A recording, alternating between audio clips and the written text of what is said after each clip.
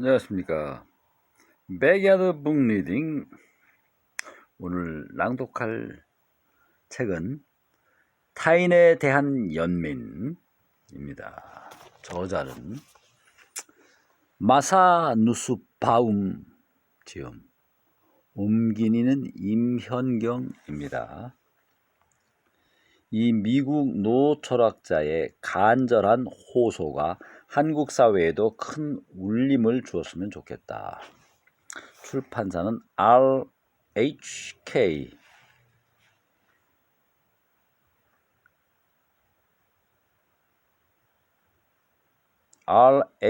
코리아입니다. 마사 누스바움은 누구인가? 세계적으로 저명한 법 철학자, 정치 철학자, 윤리학자, 고전학자, 여성학자, 하버드 대학교 철학과와 고전학과에서 교수직을 시작하여 석좌 교수가 되었으며 1980년대 초에 브라운 대학교 철학과로 옮겨 역시 석좌 교수로 재직했다. 임현경, 옮기니는 누구인가?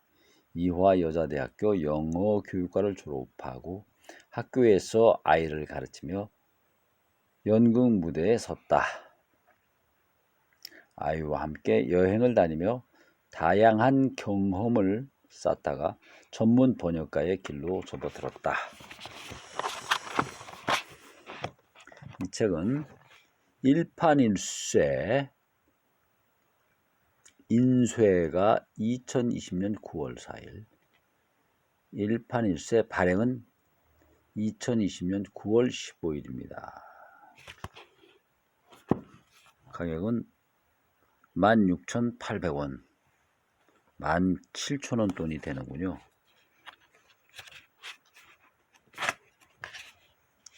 이게 몇 쪽까지 있습니까? 300쪽이 채 안 되는군요. 293, 295, 296쪽입니다. 보면은 추천의 글이 있고요.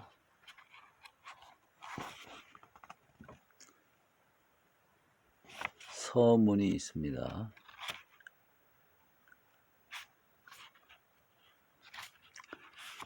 제 1장은 오해 아닌 이해를 위하여.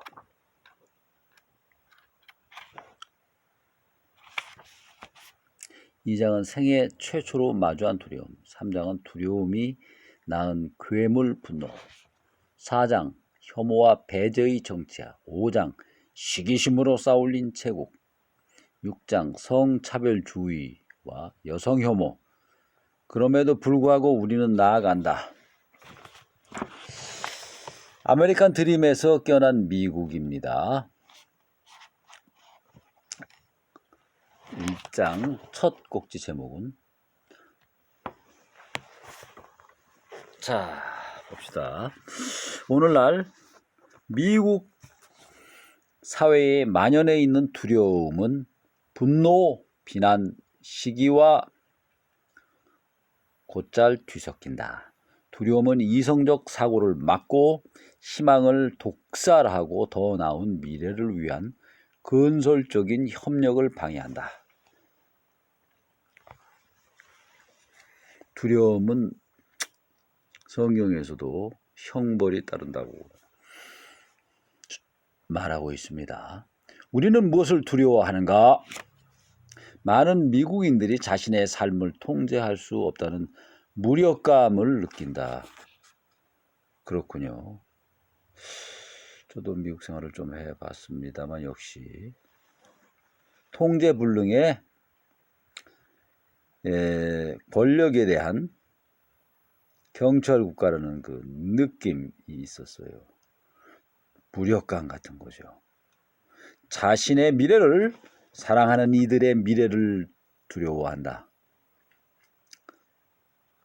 자식 세대가 자신보다 더 성공하고 부유해질 거라는 희망, 즉 아메리칸 드림이 손가락 사이로 빠져나가 버렸다고 두려워한다. 이 두려움은 하위 중산층의 수입 부진, 건강 악화와 수명 단축, 취업 시 대학 학위가 더 중요해진 시점에서의 고등교육비 증가와 같은 실질적인 문제들로 인한 것이다. 실질적인 문제들은 늘 해결하기 어렵고 이를 해결하기 위해서는 불확실한 미래를 향해 어렵고 기나긴 연구와 협력이 필요하다. 결국 이와 같은 공포와 무력감은 이민자, 소수인종, 여성들과 같은 외부 집단을 향한 비난 혹은 타자화, othering, 타자화로 쉽게 전환된다. 그들이 우리의 일자리를 빼앗고 부유한 엘리트들이 나라를 독점했다는 식이다. 세계화와 자동화가 미국의 노동자 계급에 끼친 심각한 문제들은 쉽게 해결하기 힘들어 보인다. 사람들은 삶의 기준이 낮아지고 있다고 느낄 때 그 어려움과 불확실성을 대면하기보다 절대자인 악당에게 매달리거나 환상을 품는다.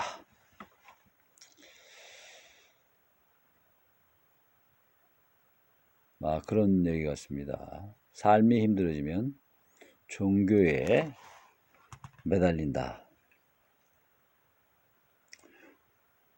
우리가 벽을 세워 그들을 막을 수 있었다면 혹은 그들을 굴종하는 자리에 묶어놓을 수 있었다면 긍지를 되찾고 남성성을 회복할 수 있을 거라는 환상. 이렇게 두려움은 유용한 분석 대신 공격적인 타자화 전략으로 이어진다. 사회적, 경제적 평등을 주장하고 여성과 소수자들을 위한 권리를 보호하려는 좌파 내에서도 두려움은 만연하다. 선거 결과에 좌절한 많은 미국인들이 세상이 곧 종말할 것처럼 반응하고 있다. 내 학생 대다수와 많은 지인과 동료들이 민주주의가 무너지고 새로운 정부가 인종차별, 여성혐오, 동성애 혐오에 전례 없이 동조하고 있다며 괴로움을 토로했다. 특히 언론의 자유, 거주 이전의 자유, 결사의 자유와 같은 민주주의의 상징들이 박탈당할지도 모른다고 두려워했다. 더 어린 학생들은 그들이 사랑하던 미국이 사라질 위기에 처했다고 생각했다. 상대의 말을 경청하고 문제를 진지하게 분석하기보다 절반의 유권자들을 괴물로 모든 선한 것들의 적으로 묘사했다. 요한계시록에서처럼 선이 아까 싸워야 하는 종말이 다가오고 있다고 말이다.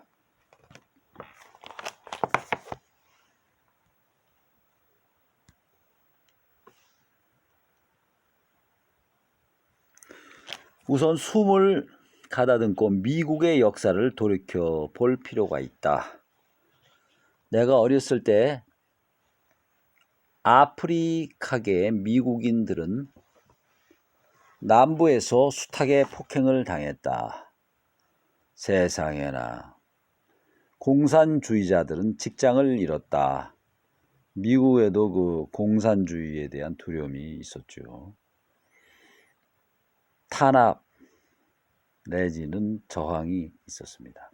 여성들은 명문 대학과 직장에 이제 막 발을 들여놓기 시작했으며 막아줄 법조차 없던 성희롱은 아주 흔한 일이었다.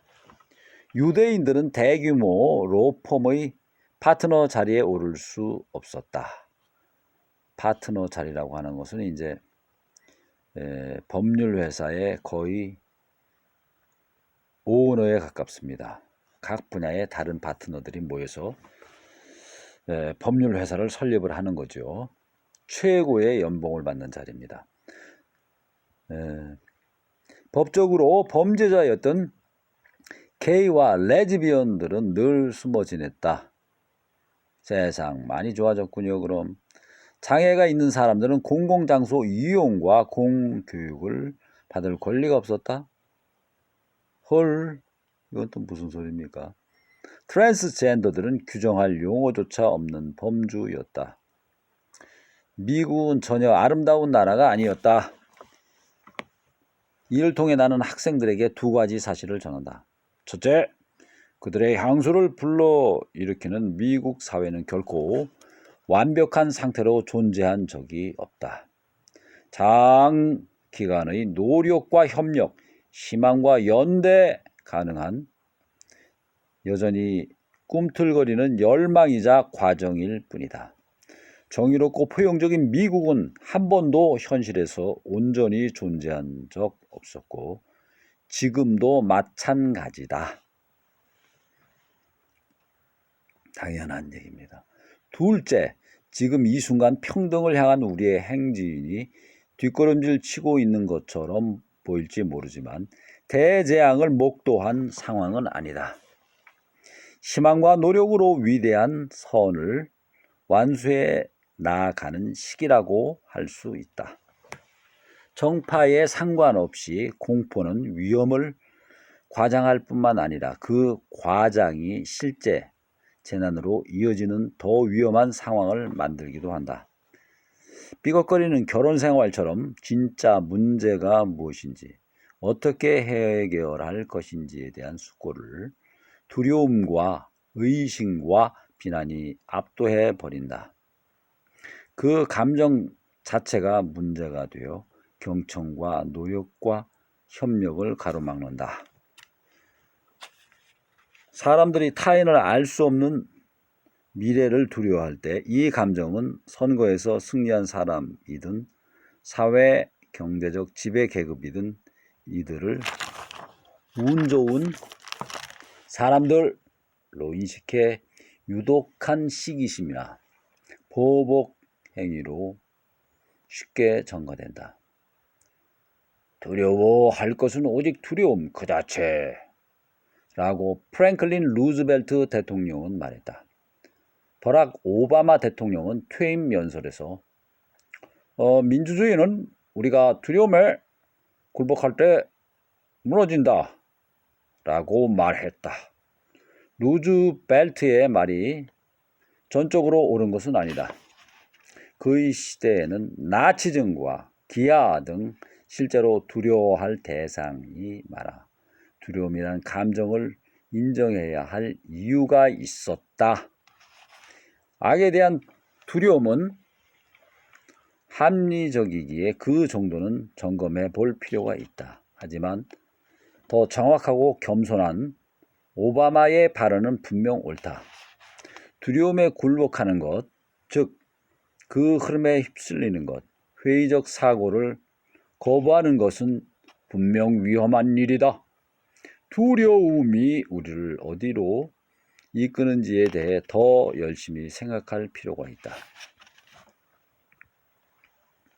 이와 관련된 감정들이 어디서 왔고 우리를 어디로 이끄는지 한 발 물러난 숙고를 통해서만 자신을 이해할 수 있고 또 그래야만 한다.